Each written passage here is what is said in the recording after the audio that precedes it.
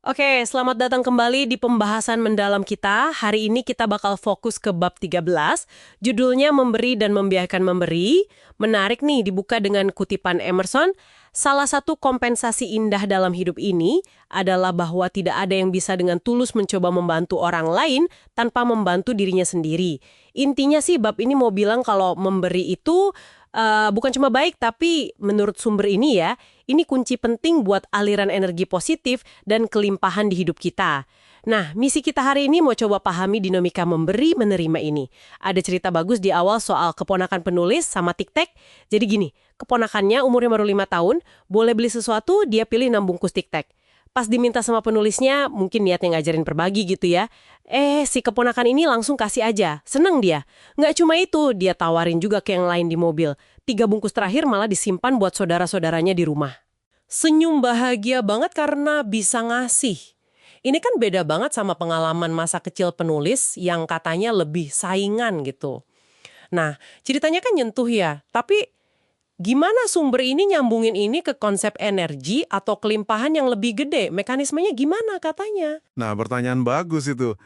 Jadi teks ini tuh berpendapat kalau memberi yang tulus, yang dasarnya percaya, percaya kalau semesta ini tuh berkelimpahan, itu bakal naikin, apa ya sebutannya, frekuensi energi kita.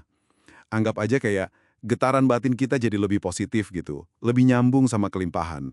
Ini katanya nguatin keyakinan kita, bikin kita ngerasa enak, dan akhirnya, ya itu tadi, nempatin kita di posisi buat nerima lebih banyak kelimpahan lagi. Sebaliknya nih, kalau kita nahan atau ngasih karena takut, takut gak cukup, takut kurang, fokus kita jadinya kekurangan itu. Oh gitu. Dan justru, kekurangan itu yang bakal lebih banyak ketarik ke hidup kita menurut sumber ini. Jadi kayak siklus gitu ya. Memberi itu bikin ruang buat menerima, kayak kita napas gitu ya. Makin tulus ngasih, makin banyak bisa kita terima ya. Tepat sekali. Dan sumber ini lebih jauh lagi ngebedahnya. Ada bedanya antara jenis energi di balik tindakan itu. Ada memberi yang tulus, sama menerima dengan syukur.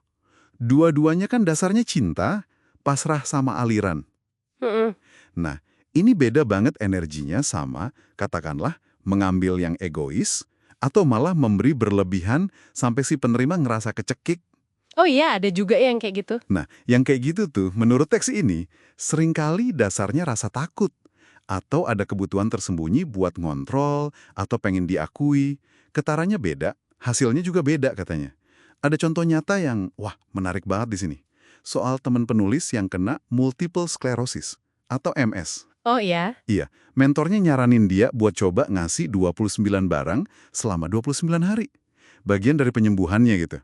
Awalnya dia ragu banget, tapi ya karena kondisinya makin parah, dia coba aja deh. Terus gimana hasilnya? Hasilnya, seperti yang diceritain di sini, lumayan drastis loh. Dia langsung ngerasa lebih gembira. Terus, dalam 2 minggu aja kondisi fisiknya membaik. Wah, serius? Iya. Terus bisnisnya juga ikutan berkembang. Pengalaman ini yang bikin dia mulai blog 29 Gives.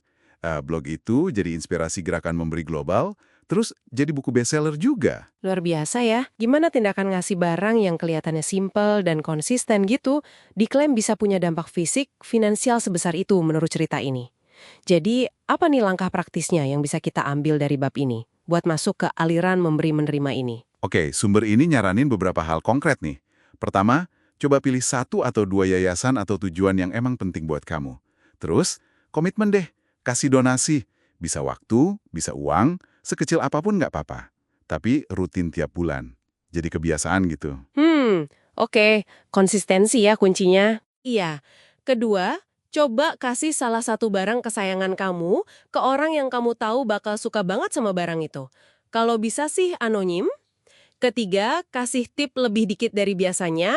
Keempat, kalau ada orang sinis, balasnya pakai kebaikan aja, jangan ikutan sinis.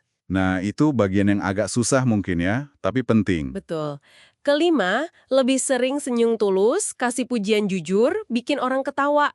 Hal-hal kecil tapi ngefek. Keenam, nah ini menarik, terima undangan yang biasanya kamu tolak. Ini kayak ngasih kesempatan orang lain buat ngasih ke kamu. Oh, jadi soal menerima juga ya? Iya, dan terakhir, pas ngelakuin ini semua, coba rasain sensasi positifnya pas memberi dan menerima. Sadar gitu. Katanya ini buat ningkatin frekuensi kita dan berharap lebih banyak hal baik datang. Kalau kita tarik ke gambaran besarnya nih, inti bab ini tuh sebetulnya mau bilang kalau memberi itu bukan mengurangi apa yang kita punya. Justru sebaliknya, memberi itu tindakan membuka diri kita buat menerima. Ini soal nyelarasin diri sama apa yang sumber ini sebut aliran kelimpahan universal. Oke, Caranya ya itu tadi, lewat tindakan memberi yang dasarnya syukur dan percaya, bukan karena takut. jadi kesimpulan utamanya jelas ya. Memberi dengan tulus dan gembira, bukan karena terpaksa atau takut, itu disajikan di sini sebagai cara ampuh buat ningkatin aliran positif dan kelimpahan dalam hidup kita. Balik lagi ke kutipan Emerson di awal tadi ya. Betul. Nah, sebagai penutup, ada satu pemikiran nih buat direnungkan lebih lanjut. Bab ini kan banyak banget ngomongin soal memberi ya, barang, waktu, pujian. Tapi gimana sama sisi satunya? Menerima. Menerima dengan tulus gitu. Tanpa ngerasa bersalah atau nggak enakan. Menarik. Mungkinkah membiarkan orang lain memberi ke kita, kayak di langkah ke-6 tadi, itu juga jadi kunci penting buat ngejaga aliran kelimpahan ini tetap lancar di hidup kita. Sesuatu buat dipikirin sendiri mungkin ya. Wah, pemikiran yang menarik buat menutup pembahasan kita. Terima kasih sudah menyimak.